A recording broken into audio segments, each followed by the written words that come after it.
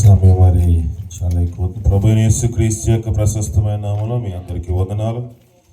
అధ్యక్షులుగా ఉన్న అబ్రహాం గారికి, వేదిక మీద దైవజనులకి, కూడి వచ్చిన బంధువులకి, రక్త సంబంధులకు అందరికీ ప్రత్యేకమైన వందనములు తెలియజేస్తా ఉన్నాను.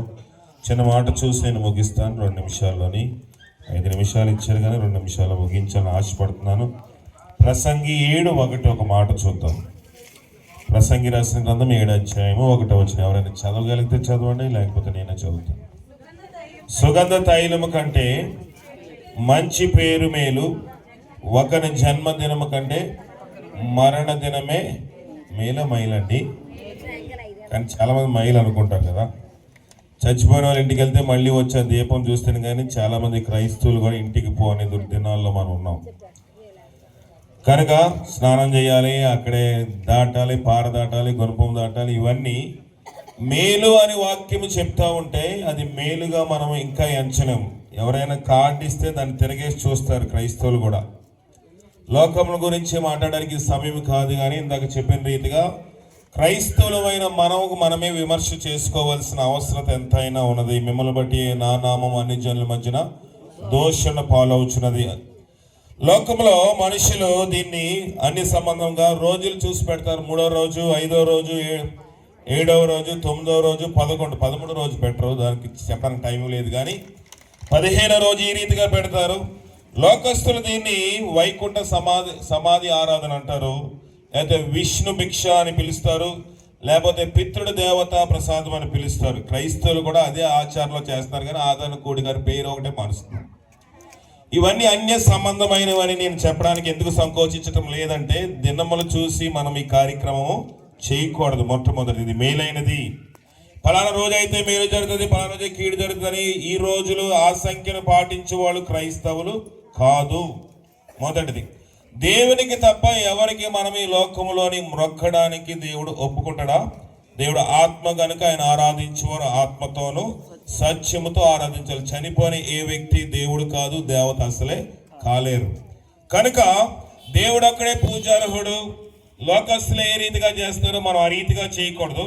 అయితే దేవుడు వాక్యం సెలవిచ్చిన రీతిగా ఈ దినము మేలైన దినము, కానీ మనం మైలుగా ఎంచుతా ఉన్నాము. అలా ఎంచితే ఏమంటున్నాడా చూసి ముగిందాం.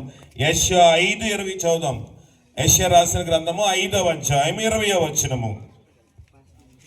యెషయా 5:20 చదవండి.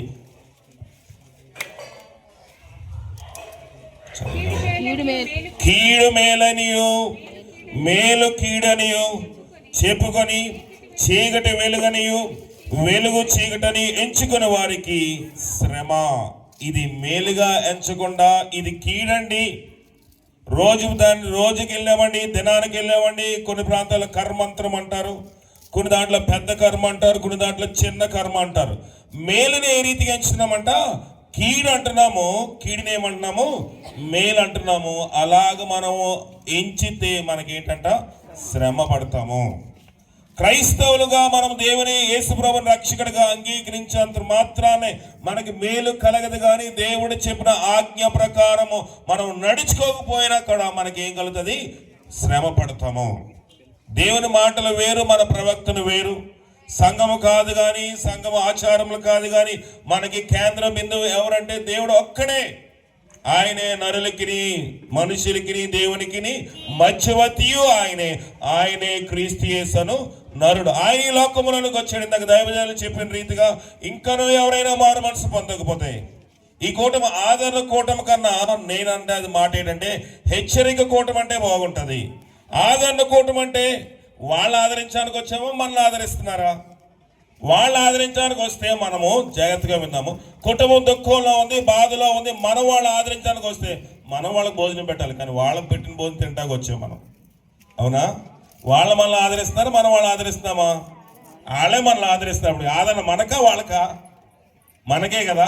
కానీ ఇది ఆదరణ కూటము అనే దానికన్నా, లేకపోతే ఆమెను జ్ఞాపకం చేసుకునే కూటము, లేకపోతే మన అందరికీ హెచ్చరిక. అంటే హెచ్చరిక ఏంటంటే ఇంటిలో ఉన్న మనతో ఉండేవారు కూడా ఏదో ఒక రోజు చనిపోవాలి. చనిపోక ముందు మనందరం సిద్ధపడాలి. అలా రీతిగా మనం సిద్ధపడి మేలుని కీడుగా, కీడిని మేలుగా ఎంచకుండా మేలుని మేలుగా, కీడిని కీడుగా ఎంచి ఆయన రాజ్య వారసులు ఉన్నట్లుగా పరిశుద్ధాత్మ శక్తి మనకు సహాయం చేసి కాపాడును గాక.